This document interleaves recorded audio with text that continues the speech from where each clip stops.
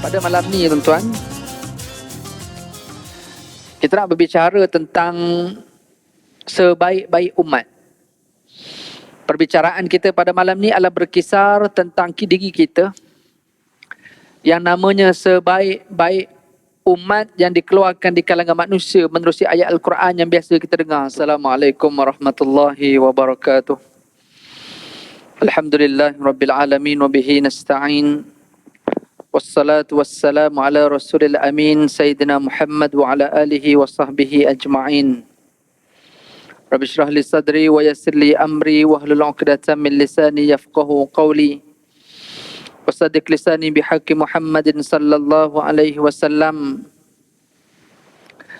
Allahumma adkhilna mudkhala sidqin wa akhrijna mukhraja sidqa. Waj'alna min ladunka sultanan nasira. Allahumma arinal haqqa haqqan warzuqna ittiba'ah wa arinal batila batilan warzuqna ijtinabah. Wa sallallahu ala sayyidina Muhammad wa ala alihi wa sahbihi ajma'in walhamdulillahi rabbil alamin. Al-Fatihah. A'udzu billahi minasy syaithanir rajim. Bismillahirrahmanirrahim. Alhamdulillahi rabbil alamin. Ar-Rahmanir Rahim. Maliki yaumiddin.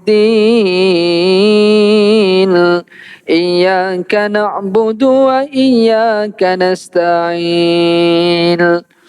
Ihdinas siratal mustaqim. Siratal ladzina an'amta 'alaihim ghairil maghdubi 'alaihim waladdallin.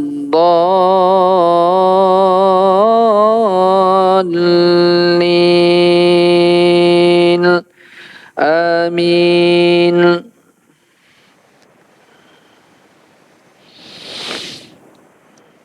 Alhamdulillah, pertama sekali kita merafak setinggi rasa syukur pada Allah Subhanahu Wa Taala, yang mana Allah Subhanahu Wa Taala memberikan kita nikmat iman dan Islam yang Allah beri kepada kita sebagai umat Nabi Muhammad sallallahu alaihi wasallam, dan kita memperoleh nikmat Islam dan iman itu bukan sekadar sebagai umat Nabi, tetapi kita mendapat nikmat hidayah Islam dan iman sebagai umat Nabi Muhammad sallallahu alaihi wasallam tanpa kita pernah melihat Nabi Muhammad. Seandainya kita mampu membayangkan ada manusia yang Allah pilih menjadi umat Nabi Muhammad, mereka hidup sezaman dengan Rasulullah. Mereka melihat tutur kata, melihat perilaku Nabi, akhlak Nabi, personality Rasulullah. Mereka mendengar tutur kata Nabi yang keluar daripada mulut. Mereka bersama-sama hidup dengan Rasulullah sallallahu alaihi wasallam. Walaupun sebagai umat Nabi, tetapi bukan semuanya mampu beriman kepada Rasulullah sallallahu alaihi wasallam. Mereka tidak terpilih untuk mendapat hidayah. Dan yang lebih dahsyat lagi, bukan sekadar mereka tidak dapat hidayah, malah mereka mencerca, menghina, malah ingin membunuh Rasulullah sallallahu alaihi wasallam. Ada orang yang tak dapat hidayah, tapi mereka tu baik dengan Muhammad bin Abdullah itu. Dia tak kacau, tapi dia takut nak beriman sebab memikirkan tentang diri dia, keluarga dia, bisnes dia. Tapi ada orang yang tergamak, bukan sekadar tidak beriman, malah mereka ingin kemuncaknya membunuh Rasulullah. Tuan-tuan bayang besarnya nikmat iman, Islam, hidayah yang Allah beri kepada kita. Dalam keadaan tanpa perlu kita kenal sangat Nabi pun, Allah tiba-tiba saja keturunan kita keturunan Islam, dan kita mendapat Islam tanpa perlu susah payah. Ini nikmat, tuan. Sebab ada orang yang terdahulu, mereka tu nak dapat Islam dengan susah payah. Okey? Sebab tu kita kena doakan mereka selalu, orang-orang yang terdahulu ni, yang mereka dapat iman lebih awal daripada kita. Rabbana ighfir lana wa liwalidina wa li ikhwanina alladhina sabaquna bil iman wa la taj'al fi qulubina ghillan lil ladzina amanu Rabbana innaka raufur rahim. Kita minta dalam doa tu menerusi suratul Hasyr. Kita minta, ya Allah, Kau berikan keampunan, berikanlah kelebihan kepada orang-orang yang beriman sebelum daripada kami. Dan janganlah kau berikan ada perasaan dalam diri kami rasa tak puas hati dengan mereka, rasa dengki dengan mereka, dengan apa yang mereka dapat nikmat lebih hebat daripada kita, sebab mereka dapat iman dalam keadaan mereka susah payah dengan Rasulullah. Sebab tu mereka dapat ganjaran-ganjaran yang lebih hebat berbanding kita semua. Mereka as-sabiqunal awwalun, mereka di kalangan sahabat-sahabat yang susah payah nak dapat hidayah, nak dapat Islam dan iman, maka mereka deserve untuk mendapat kelebihan yang Allah beri kepada mereka. Tambah pula ada pula 10 manusia yang dijanjikan dengan syurga yang disebut oleh Nabi, Asyarah Mubasyirin bil Jannah, 10 orang sahabat yang memang confirm masuk syurga. Jadi kita kena doakan mereka atas segala susah payah mereka tu. Maka kita berharap kita yang tanpa susah payah hari ini kena berdoa juga untuk diri sendiri dan berdoa juga untuk mereka yang telah susah demi kita. Muslimin dan muslimat, tuan-tuan dan puan-puan rahmati Allah. Pada malam ni tuan-tuan, kita nak berbicara tentang sebaik-baik umat. Perbicaraan kita pada malam ni adalah berkisar tentang diri kita yang namanya sebaik-baik umat yang dikeluarkan di kalangan manusia menerusi ayat Al-Quran yang biasa kita dengar tu. Kuntum khaira ummatin ukhrijat linnas ta'muruna bil ma'rufi wa tanhauna 'anil munkar wa tu'minuna billah walau amana ahlul kitab lakana khairan lahum minhumul mu'minun wa aktsarahumul fasiqun. Allah sebut dalam surah Ali Imran ayat 110 ni tuan-tuan, kamu umat Islam hari ni yang menjadi umat yang hidup sezaman dengan Rasulullah dan yang hidup selepas zaman Rasulullah sampai ke kiamat. Mana-mana manusia yang hidup selepas Nabi dibangkitkan jadi Nabi, maka dia jadi umat Nabi Muhammad sallallahu alaihi wasallam. Allah sebut kamu adalah sebaik-baik umat yang dikeluarkan di kalangan manusia. Tapi ada 3 prasyarat sebaik-baik umat itu. Kamu menjadi terbaik di kalangan manusia kerana kamu menyuruh orang buat baik, dan kamu mencegah orang daripada melakukan kemungkaran, dan kamu beriman kepada Allah, maka kamu manusia terbaik. Allah sebut sekiranya ahli kitab beriman, tentulah itu lebih baik bagi mereka. Tetapi di antara mereka ada yang beriman, namun kebanyakan mereka adalah orang-orang yang fasik. Tuan-tuan muslimin rahmati Allah sekalian, kita pada malam ni perbicaraan kita adalah berkisar tentang bagaimana kita bukan sekadar dah menjadi umat terbaik di kalangan umat-umat yang ada dalam dunia ni, di kalangan manusia ni. Istimewanya kita menjadi umat dengan 3 syarat yang disebut tadi. Beriman kepada Allah, nyuruh orang buat baik, cegah orang buat mungkar. Dan istimewanya lagi kita adalah kerana kita adalah umat Nabi Muhammad sallallahu alaihi wasallam yang tidak akan masuk syurga umat-umat yang lain, melainkan masuk ke semuanya umat Nabi Muhammad sallallahu alaihi wasallam. Istimewanya juga kita umat Nabi Muhammad sallallahu alaihi wasallam iaitu dengan diberikan pelbagai kelebihan kepada kita. Walaupun kadang-kadang dengan hanya niat semata-mata baru bercita-cita nak buat baik, itu pun telah diberikan kebaikan kepada kita. Dalam satu hadis kursi yang Allah pernah sebutkan menerusi lidah Nabi sallallahu alaihi wasallam, mafhumnya daripada Allah, lafaznya daripada Nabi, dipanggil hadis kursi. Allah berfirman, hamba-Ku apabila dia bercita-cita untuk melakukan satu kebaikan, maka dicatatkan kepadanya satu kebaikan.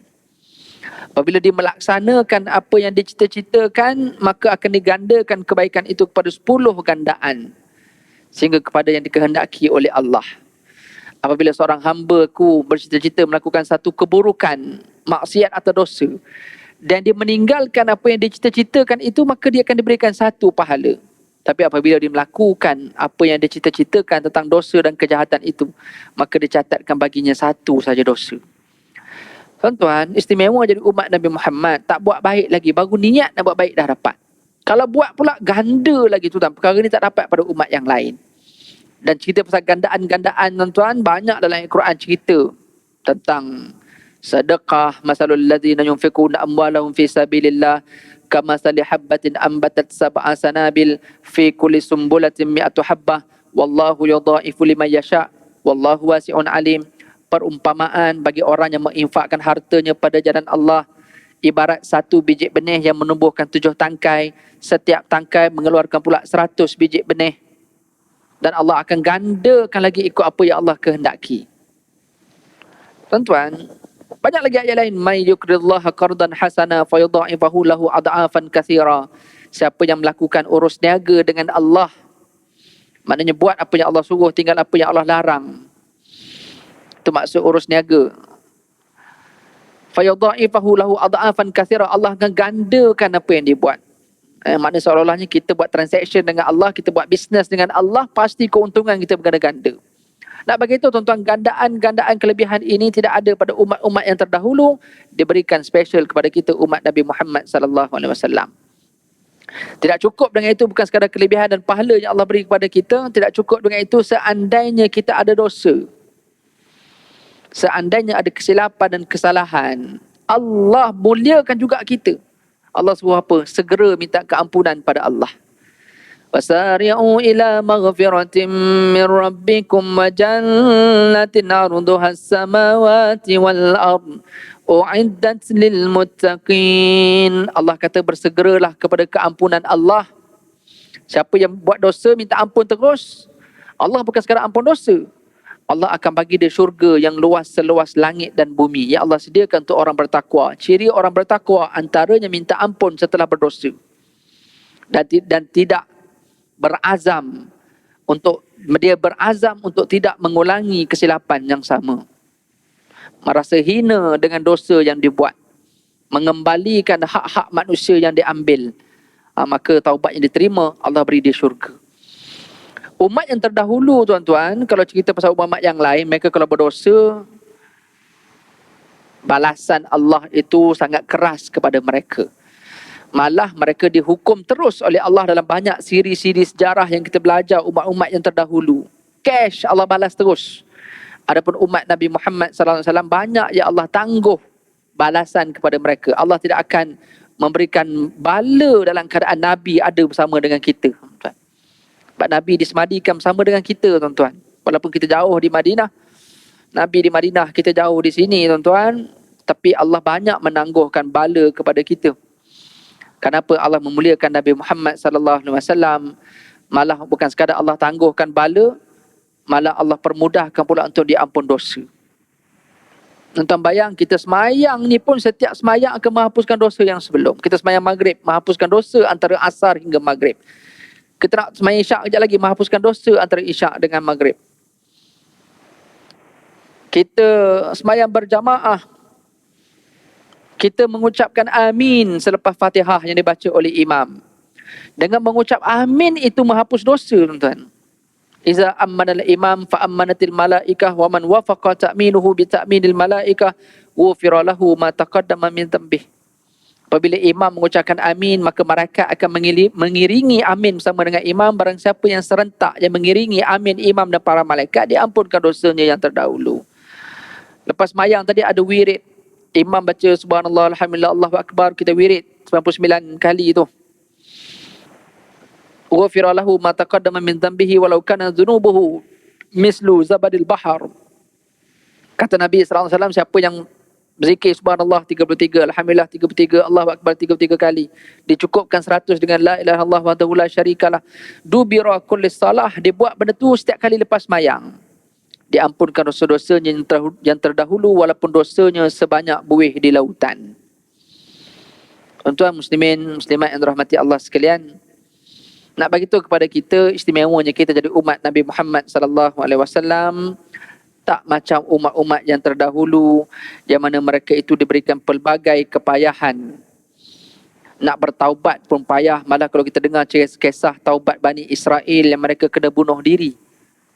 Faqtulu anfusakum dzalikum khairul lakum 'inda bari'ikum fataba 'alaikum innahu huwat tawwabur rahim. Dalam cerita Nabi Musa ketika dia naik Bukit Tursina, 40 hari dia tinggalkan Bani Israel bersama dengan Nabi Harun di semenanjung Sinai sebelum masuk ke Palestin, sempadan Palestin. Nabi Musa dia tak masuk Palestin. Dia tak sempat masuk dan dia meninggal dunia. Yang bawa masuk Bani Israel ke Palestin adalah salah seorang pengikut setia Nabi Musa, yang ada pandangan mengatakan dia juga Nabi tapi bukan Rasul, iaitu Yusha' bin Nun.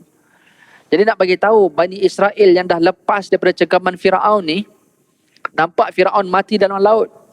Dah mati dalam laut, selamat dah mereka bertahun-tahun, mereka jadi hamba abdi, mereka terseksa menjadi hamba orang-orang Bani Israel ni. Bani Israel memang tidak disukai bila mereka masuk ke Mesir. Sebab mereka ni orang daripada Palestin, masuk Mesir pada zaman Nabi Yusuf. Setelah zaman Nabi Yusuf jadi pemimpin, jadi menteri perbendaraan Mesir. Dan akhirnya adik-beradik Nabi Yusuf pun dapat masuk juga. Nabi Yaakob yang dekat Palestin yang selama ni buta sebab menangis anak dia ni mati. Akhirnya bila semua keturunan Bani Israel ni, iaitu anak-anak Nabi Yaakob alaihissalam, dia panggil Bani Israel. Bani maksud anak. Israel adalah gelaran ataupun nama Nabi Yaakob. Isra maksud hamba. Il adalah Allah. Bani Israel adalah anak ataupun keturunan Nabi Yaakob. Jadi bila anak ni masuk, keturunan Bani Israel ni masuk ke Mesir, orang Kibti, orang-orang asal Mesir tak suka. Jadi menyebabkan Bani Israel berkembang dekat Mesir, mereka menjadi hamba abdi banyak. Tambah pula pada zaman Firaun, lagilah teruk mereka ni, teruk menjadi hamba suruhan. Sampailah bila Nabi Musa AS menjadi Nabi, dan akhirnya Firaun itu gagal untuk menentang dakwah Nabi Musa AS sehingga kepada kemuncak pembunuhan Nabi Musa.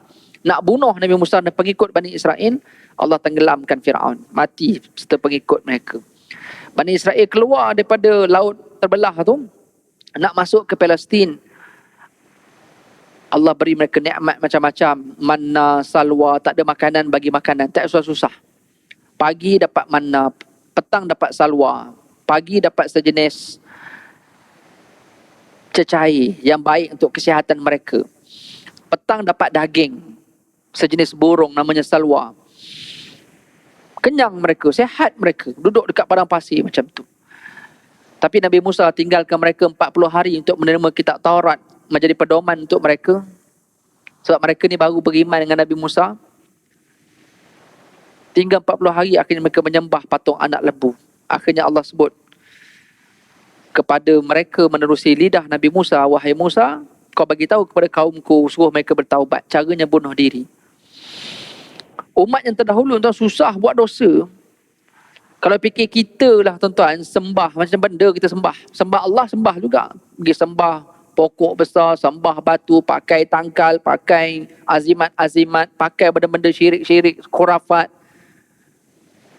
Malah pakai bertahun-tahun ni. Bani Israel 40 hari je sembah patung anak lembu tu. Lepas beriman.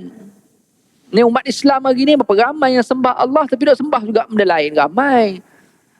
Bani Israel Allah perintahkan mereka. Faqtulu anfusakum, bunuhlah diri kamu, zalikum khairul lakum inda bari'ikum fataba alaikum. Ini adalah sebaik-baik taubat di sisi Tuhan kamu. Bunuh diri tuan-tuan. Oh, luar biasa. Bukan makan racun lah, bukan terjun bangunan. Allah beri mereka satu masa, Allah datangkan awan yang gelap dan akhirnya mereka ada senjata yang tajam dekat tangan, maka mereka akan bersama-sama dalam satu kelompok ketika awan tu datang dan akhirnya mereka berbunuhan sama-sama mereka. Yang terselamat, selamat, taubat mereka diterima. Yang mati, mati, taubat mereka diterima. Susah tuan nak bertaubat. Jadi umat-umat yang terdahulu. Dah lah buat pahala susah. Umur panjang. Buat benda baik.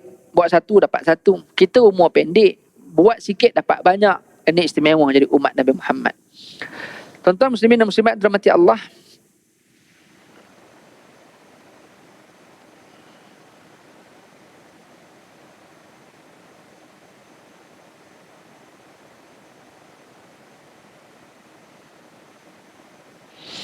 Dalam keadaan kita menjadi umat yang terbaik ni tuan-tuan,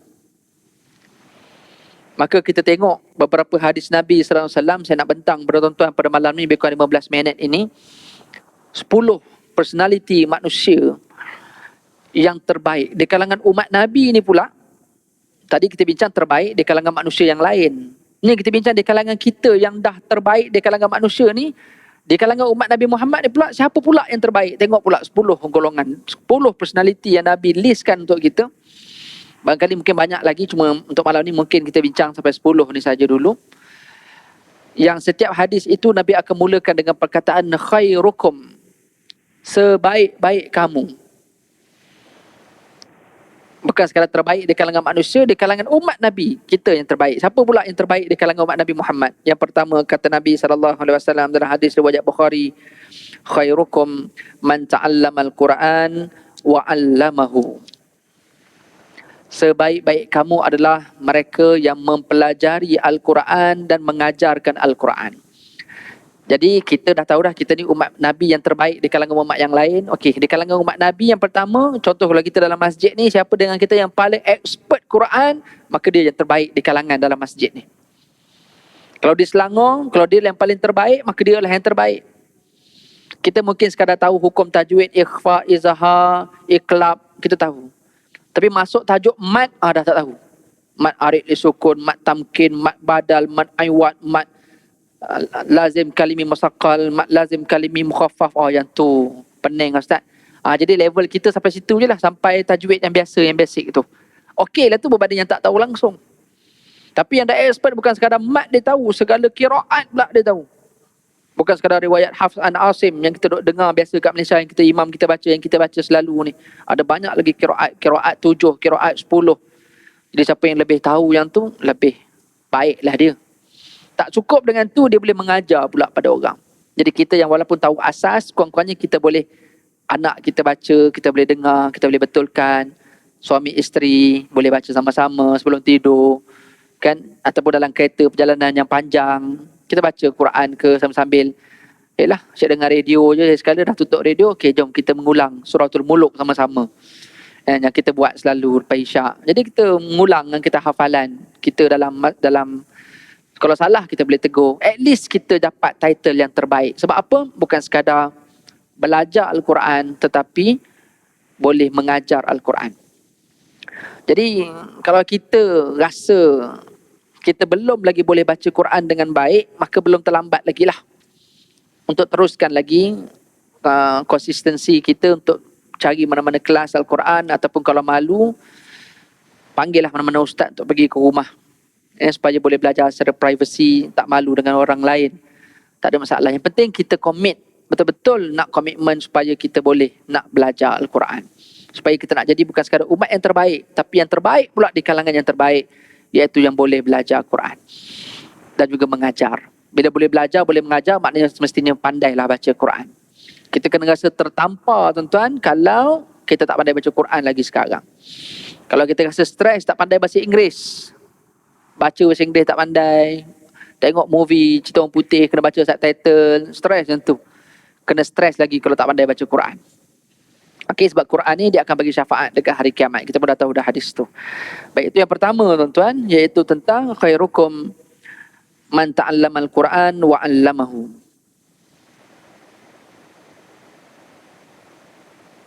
Yang kedua tuan-tuan,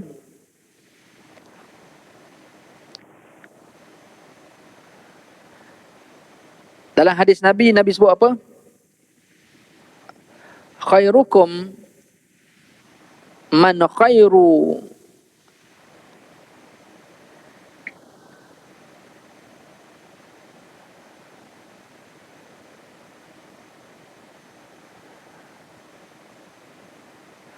dalam hadis Nabi SAW yang kedua, Nabi sebutkan kepada kita, sebaik-baik kamu adalah, iaitu orang yang terbaik dalam mengembalikan hutangnya. Inda raddil qada, sebaik-baik kamu adalah kamu yang mampu mengembalikan hutangnya. Berhutang tu tak hina tuan-tuan, tapi yang hina bila berhutang dan tak boleh bayar hutang. Menyegerakan bayar, ataupun kalau tak boleh bayar dan bagi tahu orang untuk tangguh dan sebagainya, boleh jelaskan bayaran, itulah manusia yang terbaik di kalangan umat-umat yang terbaik. Okey. Dan kita hari ini sebab tu hutang perlu dicatat, hutang perlu ditulis. Kalau kita mati ada waris yang boleh tahu untuk diselesaikan hutang. Sehingga kan kalau kita meninggal dunia pun lepas mayang, dibudayakan kita di masyarakat Melayu kita, menjadi budaya kita, lepas habis mayang mayat, sebelum mayat angkat, kita akan ingatkan pasal hutang yang belum selesai. Kalau siapa yang ada berhutang.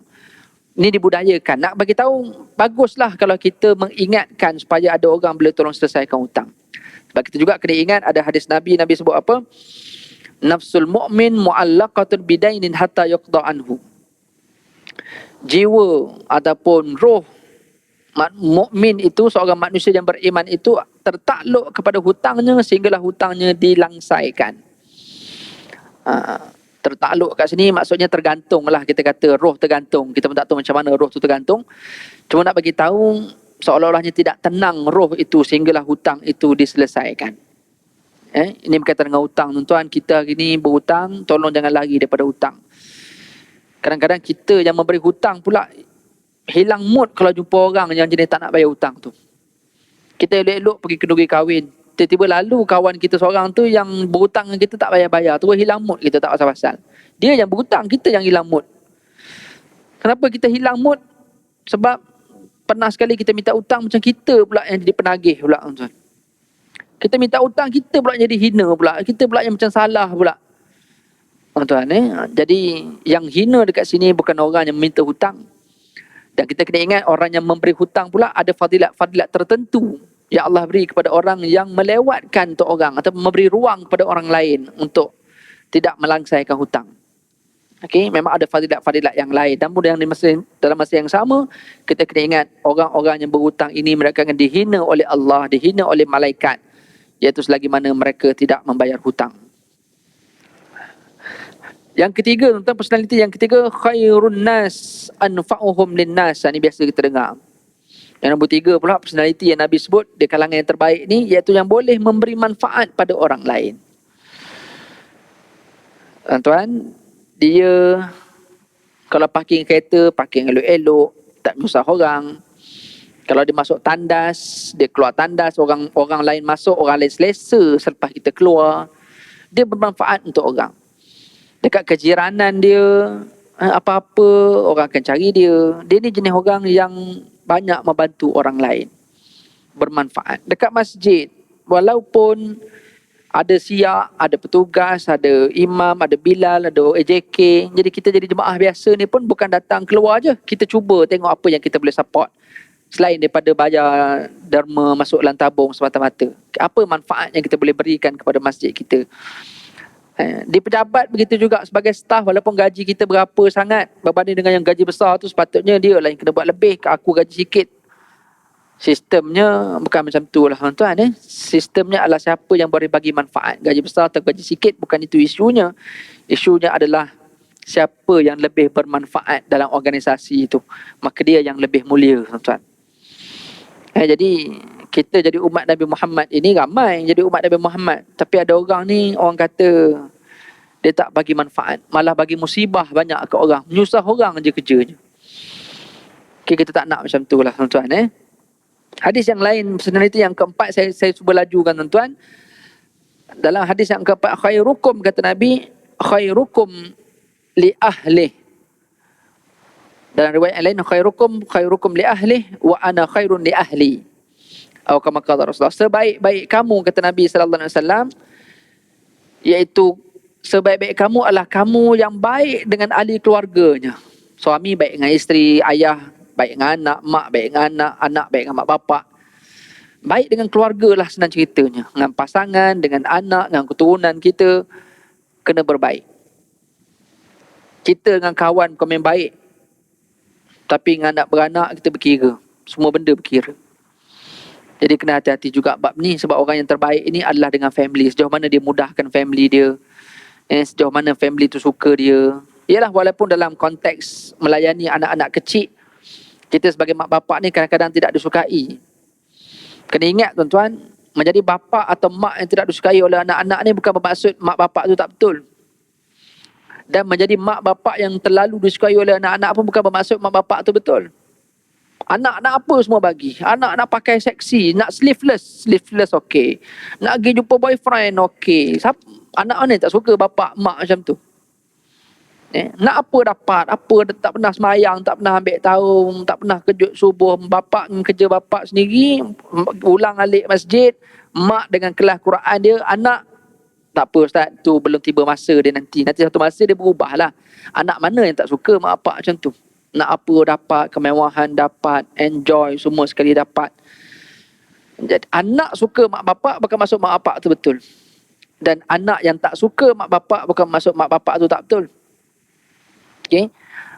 Kita masa kecil-kecil tuan, mak bapak paksa kita suruh semayang, kita suka. Oh seronok kita, senyum kita bila mak bapak kejut. Tentang cuti pula, cuti sekolah. nak kena bangun semayang, kena tanya sampai 3-4 kali dah semayang belum. Stres kita.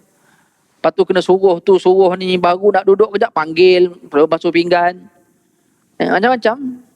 Mak bapak ni bukan ambil kesempatan sangat, tapi nak didik, nak latih anak supaya dah besar. Nanti dia tahu berdikari, dia tahu macam mana nak mengurus rumah. Kalau tak diajar masa kecil. Tapi anak-anak masa kecil anggap mak bapak ni nak mempergunakan dia. Jadi senang cerita je tuan-tuan, kena berbuat baik lah. Macam mana anak tak suka kita pun, kita berbuat baik dulu kepada mak dan ayah kita. Ataupun kita berbuat baik kepada anak-anak kita berbuat baik kepada pasangan kita. Yang penting seluruh ahli keluarga ni, kita kena berbaik, barulah kita menjadi umat yang terbaik.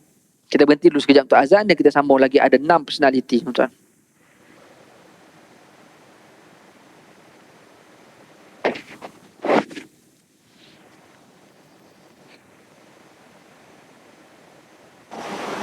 Subhanallah, walhamdulillah, wa la ilaha illallah, wallahu akbar, wa la hawla wa la quwata illa billahil aliyyil azim. Allahu akbar, Allahu akbar. Allahu akbar,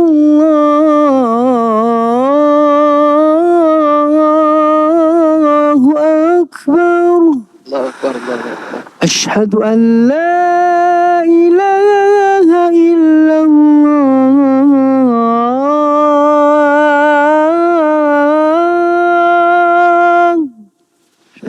Ashhadu an la ilaha illallah.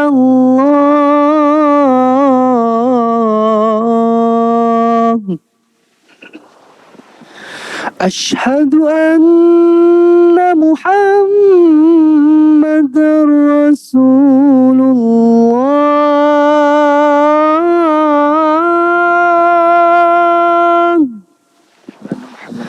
Ashhadu anna Muhammadar Rasulullah. Hayya 'alas salat.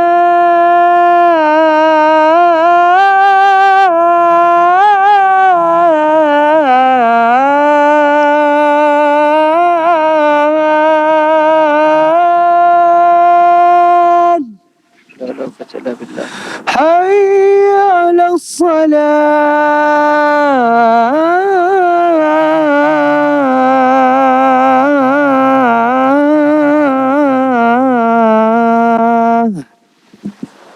Hayya 'alal falah.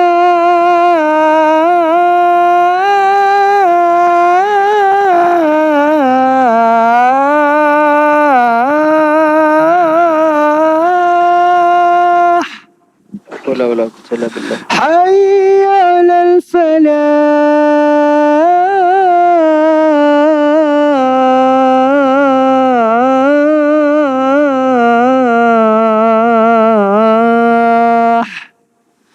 Allahu akbar, Allahu akbar. Allah. La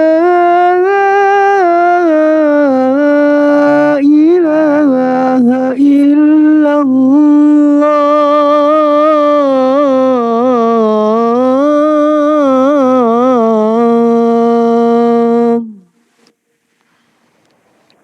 Allahumma salli ala Muhammad wa ala ali Muhammad. Allahumma rabba hadhihi da'wati tammati was salati al-qa'imah. Ati sayyidina Muhammadin al-wasilata wal fadilah والشرف والدرجة العالية الرفيعة وبزم المقام محمود الذي وعدته إنك لا تخلف الميعاد. Kita berhenti pada 4 personality tuan-tuan. Yang pertama, khairukum man ta'allama al-Quran wa 'allamahu. Sebaik-baik kamu adalah yang mempelajari Al-Quran dan mengajarkan Al-Quran. Yang kedua, khairukum ahsanukum qada' ayyi 'inda raddil qarad. Yang kedua adalah sebaik-baik kamu adalah orang yang paling baik dalam membayar hutangnya. Yang ketiga kita bincang tadi, khairun nas anfa'uhum linnas. Baik-baik manusia adalah yang memberi manfaat kepada manusia yang lain. Yang keempat kita sebut khairukum li ahli. dalam hadis riwayat Ibn Hibban yang keempat. Yang seterusnya yang kelima, Nabi sebut dalam hadis khairukum ahsanukum akhlaqa, sebaik-baik kamu adalah yang paling baik akhlaknya, personality. Bukan kedudukan, bukan jawatan, bukan keilmuan semata-mata, tapi personality dia. Bukan imam lebih baik daripada makmum, bukan makmum ini yang barisan pertama, bukan. Dia yang paling baik akhlak. Jadi imam sendiri pun kalau tidak baik akhlak dekat luar, tak jadilah. Jadi AJK lebih baik pada makmum yang lain, tidak juga. Yang penting yang berakhlak tu. Dan akhlak ini di mana-mana lah tuan-tuan, bukan di masjid saja. Di kedai makan, di jalan raya, di pejabat, di mana-mana saja kita berada. Malah akhlak kita di social media. Maka kalau kita boleh kawal akhlak kita, maka kitalah manusia yang terbaik. Itu yang kelima. Yang keenam, khairukum man yurja khairuhu wa yu'minu syarrah. Hadis riwayat Tirmizi. Nabi kata sebaik-baik kamu adalah kalian yang paling boleh diharapkan kebaikannya, serta aman daripada keburukannya. Senang cerita tuan-tuan. Contohlah, kita mungkin ada kenal beberapa individu dalam kelompok komuniti kita ni. Kalau kita buat apa-apa event, kalau seorang ni tak datang, kita rasa boring. Mana pergi haji? Mana tak ada maknanya kita mengharap sesuatu pada dia. Kalau dia tak ada, kita rasa macam alah. Tak pula kalau orang tu dah meninggal, Allah, kalaulah Haji Man ni ada kan seronok kita. Jadi orang rasa kebaikan kita. Dan orang bebas daripada keburukan kita. Jangan sampai orang hilang mood bila kita datang event, orang hilang mood bila tengok muka kita. Itu something wrong tuan-tuan. Ataupun kita balik masjid. Balik masjid, kereta kita parking saja kereta, jiran kita serabut. Tapi bila kita keluar je masjid, keluar je mana-mana, kereta jiran kita dengar punya kereta kita keluar, dia lega tuan. Kena tengok jugalah. Kena tengok. Kena check balik betul-betul orang aman tak dengan kita ataupun orang benci dengan kita. Jadi sebaik-baik kamu, kata Nabi, orang yang paling boleh diharapkan kebaikan dan orang yang paling orang aman daripada keburukan dia. Senang cerita, dia tak menyusah orang lah. Yang seterusnya, khairukum man at'ama ta'am wa taqra'us salam. Sebaik-baik kamu iaitu kamu yang suka memberi orang makan dan suka memberi salam. Kita kalau pergi kedai, orang bayar kat kita. Kita belum terbaik lah. Yang terbaik kita bayar untuk orang. Ada orang yang teruk lagi, setiap kali nak pergi makan memang dia dah plan dah, dia tak bawa wallet. Tak apa kalau aku tak bayar, ada orang bayar. Dan dia suka pula setiap kali pergi kedai makan, mesti nak makan dengan haji seorang tu. Memang haji tu kerja yang suka bayar, dia pun take for granted. Ambil peluang betul. Asal lapar je, datang masjid. Nanti kan lepas tu lepak kedai mamak, makan free. Kalau rasa tak, rasa nak jimat, hari ni Jumaat, jimat tak payah makan tengah hari, masjid ada banyak makan free. Dia fikir dia nak makan, bukan dia hantar makan. Yang lagi teruk lagi, siap komplain lagi.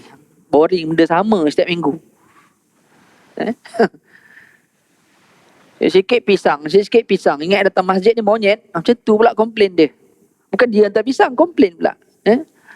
Tuan-tuan, khairukum man at'ama ta'am. Ada orang tuan-tuan, dia memang buat rutin dia seminggu sekali atau 2-3 hari sekali, ada je tetamu dia ajak datang ke rumah sebab dia nak jamu makan. Bukan datang rumah sembang kosong ni, memang dia nak jamu orang makan. Dia suka. Memberi orang makan ni bukan nak masuk suruh buat kemah, pasang kemah, panggil caterer, tak semestinya. Yang penting bayar bagi orang makan. Saya tengok ada konten, orang buat konten. Dia beli dekat drive-thru McD tuan. Dia order tu dan time dia bayar, dia kata saya nak bayar kereta belakang sekali. Dia tak kenal sama kereta belakang tu. Dan benda tu bagi inspirasi pada orang lah. Ni maknanya sedekah masuk tabung, cerita lain tuan. Ni bagi orang makan, cerita lain. Dia ada kelebihan lain bagi orang makan ni. Iaitu berbanding kita yang orang serve kita makan lain. Jadi bab memberi makan ni penting. Sebab tu saya di Selangor dengan wilayah ni, saya memang collect dana tuan-tuan. Saya akan collect beberapa buah pusat tahfiz yang mereka tu sekarang ni kos sara hidup tinggi tuan. Tahfiz tuan tahu je lah, bayar yuran berapa ringgit sangat pun. Banyak support anak yatim, jadi orang-orang yang susah-susah masuk anak tahfiz. Jadi mereka ni tak dapat makan dengan elok. Jadi kerja saya ada beberapa komuniti kawan-kawan yang ada sekolah tahfiz ni, kita kumpul dia orang dan saya ada kumpul dana untuk dia orang untuk makan minum budak-budak tahfiz. Cerita untuk buat sekolah, untuk buat bangunan tu dah cerita lain. Buat wakaf binaan, wakaf tanah, wakaf, tu cerita lain. Tapi bagi duit untuk makan, tu lain tuan.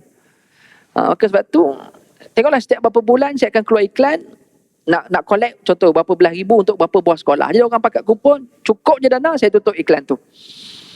Tu yang saya buat lah. Maknanya kita memang collect spesifik untuk dana makan minum pelajar. Untuk beberapa sekolah tahfiz di area Selangor dan juga wilayah. Saya tak pasti iklan saya tu sampai tak pada tuan-tuan. Kalau tak sampai, nanti saya forward lah kat Ustaz Zuhairi. Harapnya tuan-tuan boleh involve juga dengan program tu. Okey, yang kita spesifik untuk makan minum saja. Okey. Sebab Nabi sebutnya khairukum man at'amat ta'am. Sebaik kamu yang bagi makan. Tentu kalau kat Mekah tuan-tuan sabil ni. Itu juga antara benda yang saya buat dekat sana. Bila setiap kali saya pergi sana, setiap tahun berapa kali saya akan pergi, kita akan buka iklan untuk bagi makan orang kat sana. Tak kira lah sama ada orang tu susah ke, orang tu senang ke. Yang penting mereka ni duyufur rahman. Dan kita ingat, kalau bagi makan kat sana, kat orang Pakistan, India, orang Bangladesh, orang susah je, tak. Even bagi makan kat orang Malaysia kita pun, itu adalah benda yang baik. Sebab bukan orang Malaysia kita yang pergi sana ni semua senang. Tak juga tuan. Ada yang susah. Ada yang cukup-cukup bajet je. Jadi bila kita buat sabil ni, jemaah Malaysia kita pun nak juga makanan. Jadi tu pun iklan yang saya akan buat. Bila setiap kali saya ke sana, saya akan open iklan. Kita perlukan dana berapa banyak untuk kita serve bagi makan dekat orang kat sana. Tahu pula sekarang ni kos meningkat tuan-tuan. Hotel, penerbangan meningkat tuan-tuan. Kita pun dah pening dah ni. Nak buat macam mana ni. Jadi kita harap semangat tuan-tuan lah untuk boleh support kemudahan duyufur rahman, tetamu-tetamu Allah juga kat sana. Okey, sebab ada hadis khas tuan-tuan memberi makan kepada orang. Lepas tu seterusnya Nabi kata wa taqra'us salam. Sebab kamu ni bukan sekadar bagi makan, tapi kamu boleh bagi salam ke orang. Mana kalau A dengan B bertemu, siapa yang bagi salam, dia tu lebih baik daripada yang seorang lagi. Berbanding angkat tangan, berbanding hi, berbanding hello atau angkat kening. Kita jumpa orang, kita senyum, orang tu bagi salam. Oi, hina kita tuan-tuan. Jadi kita jangan terhina lagi lepas ni. Jumpa orang, bagi salam dulu supaya kita jadi lebih baik pada orang tu. Dan perkara ni sahabat pernah tanya Rasulullah, ayyul islami khair? Ya Rasulullah, orang Islam macam mana yang baik? Nabi kata, tut'imut ta'am. A dengan B mana baik ya Rasulullah? Dan cerita. Nabi kata, tut'imut ta'am. A dengan B tu, siapa yang bagi makan, dia tu lebih baik. Lepas tu Nabi kata apa? Wa taqra'us salam. Yang terbaik ni, kamu boleh bagi salam. Ala man arafta wa man lam ta'rif. Kepada orang yang kamu kenal ataupun kepada orang yang kamu tidak kenal. Maknanya dalam konteks orang yang bagi salam, kita bagi salam ke orang yang kita kenal saja. Itu dah terbaik dah. Berpandang jawab salam.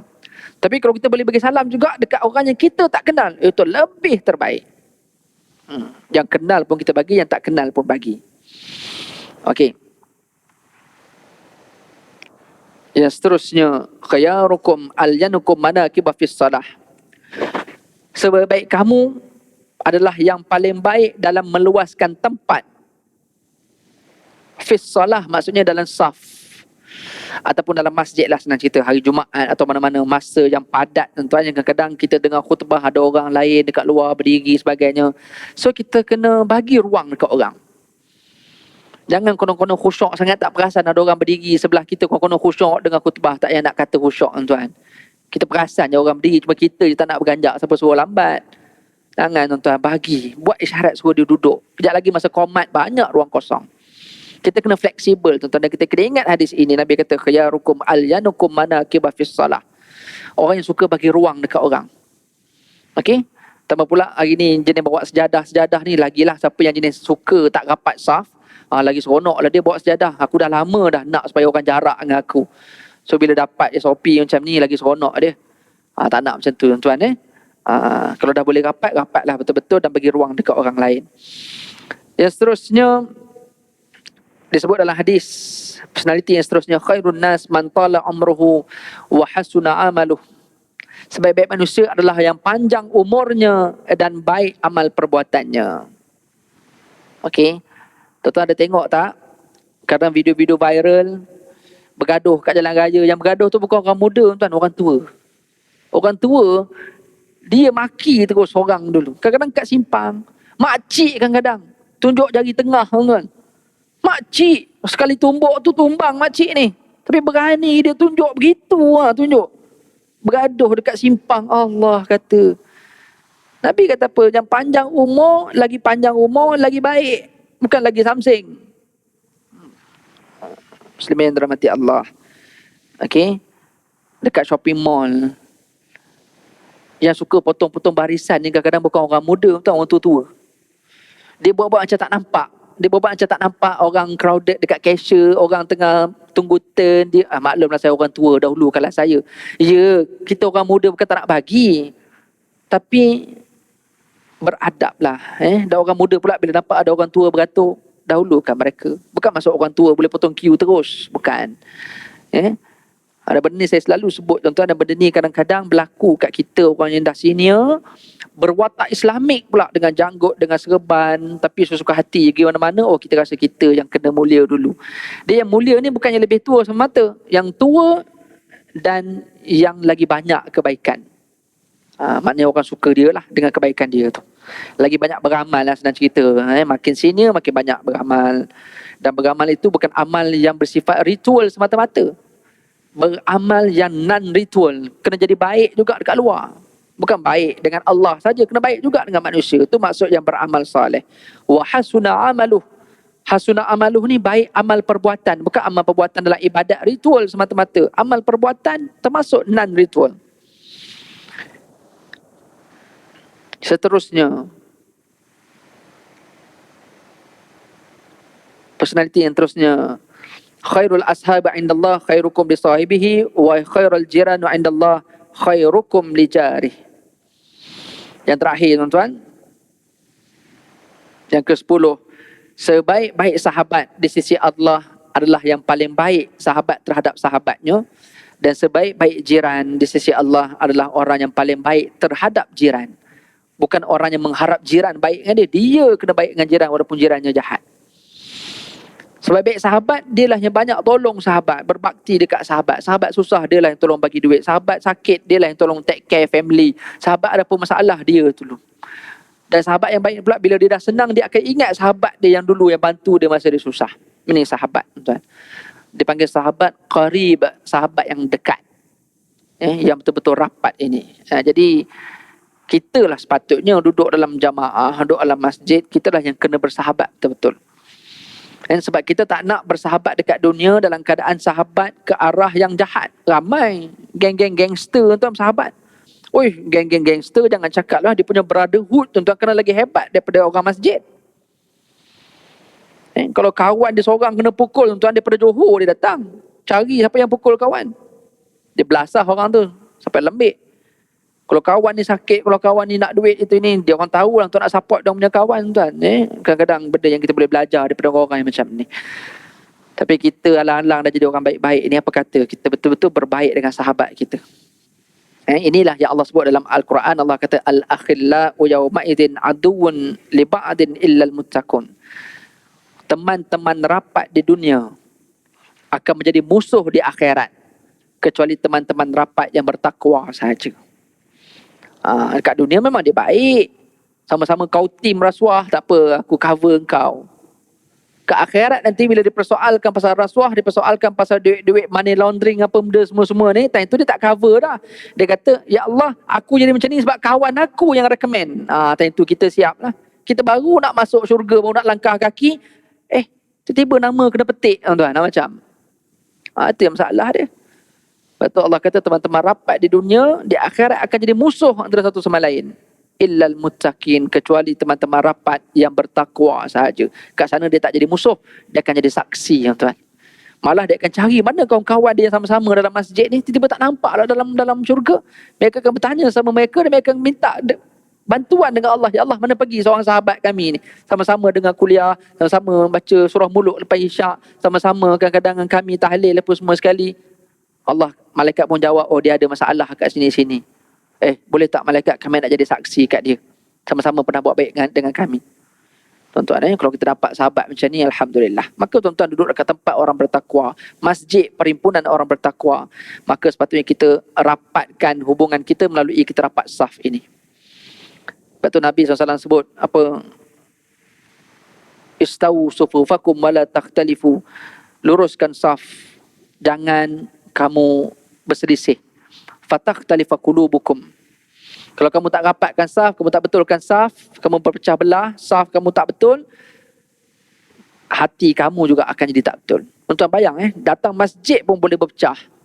Bayangkan pula kalau tak pergi masjid langsung. Dia dah lalang dah boleh datang masjid, betulkan saf, luruskan saf betul-betul supaya hati kita lurus, supaya kita betul-betul sama jemaah ni kita jadi rapat antara kita. Kalau ada yang susah, kita take care, kita tolong support dan sebagainya. Itulah 10 personality tuan-tuan. Kita menjadi umat yang terbaik sebagai umat Nabi Muhammad SAW. Kita bersyukur banyak pada Allah. Dan dalam kita dah dipilih menjadi umat yang terbaik ini pula, kita berusaha untuk mengubah diri kita ke arah yang lebih baik di antara kita. Bukan untuk berbangga, tapi demi untuk mencari redha daripada Allah Subhanahu Wa Taala. Dan kita berharap dalam 10 personality tadi, kita berharap kita boleh capai satu-satu, dan kita kena set target kita untuk kita perbaiki mana yang kita belum capai, yang kita belum dapat. Dan kita kena cari jalan supaya kita cuba untuk dapatkan target tersebut, insya-Allah. Aku qauli hadza wa astaghfirullahalazim. Itu sahaja untuk malam ni.